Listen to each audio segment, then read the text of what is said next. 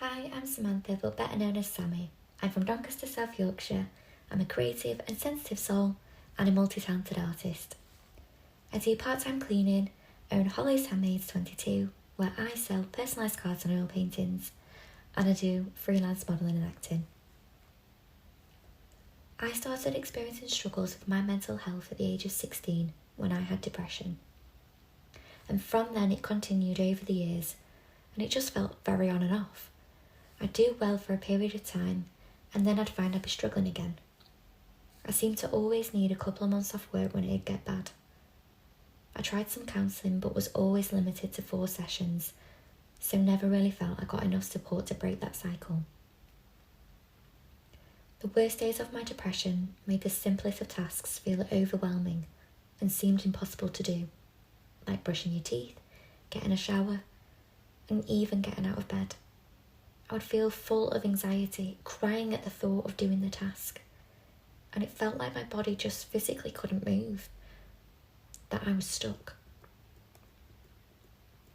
I lived in the mindset of, I'll be happy when, and the reality of that is you can never feel happy. It's just so debilitating, always focusing elsewhere rather than where you are right now, seeing all the bad and never the good.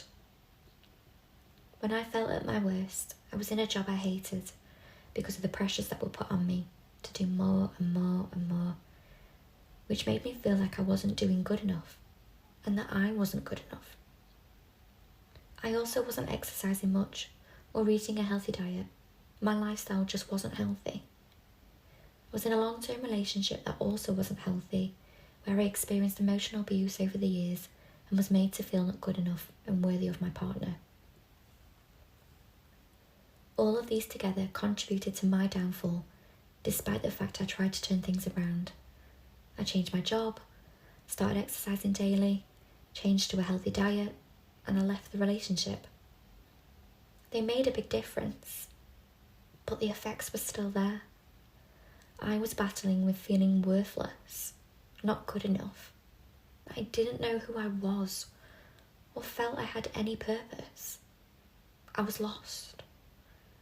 The depression felt like blinkers, so that all I could see was negative. I didn't want to feel this pain, be suffering, struggling to live and not just survive. That was a burden. That wasn't worthy enough to live. And so I didn't want to be here anymore. It felt like my only way out of suffering was to end my life. And thankfully, I am still here, despite what actions I took. And since then, I have worked tremendously hard on myself and my mental health, putting them first.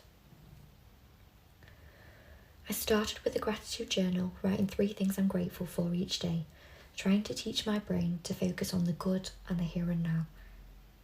My creativity is what I say always saves me.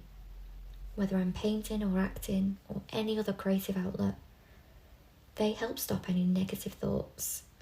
They draw me into the project and I just feel happy. I love going on hikes because being on top of a mountain is where I feel most at peace. I joined a self-development membership group when it started called the Happy Me Project membership. I've been a member for over 3 years now, and it's literally the best investment I've ever made.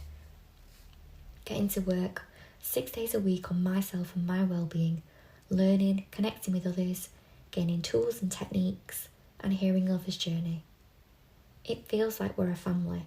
We're just so encouraging, supportive, we have great fun, and we're each other's cheerleaders. My message of hope for others is from the lyrics taken from a song that on a bad day helps speak to me and helps guide me forward. It's called The Sun Is Rising by Britt Nicole. Even when you can't imagine how you're ever going to find your way out, even when you're troubling in your doubt, just look beyond the clouds. The sun is rising.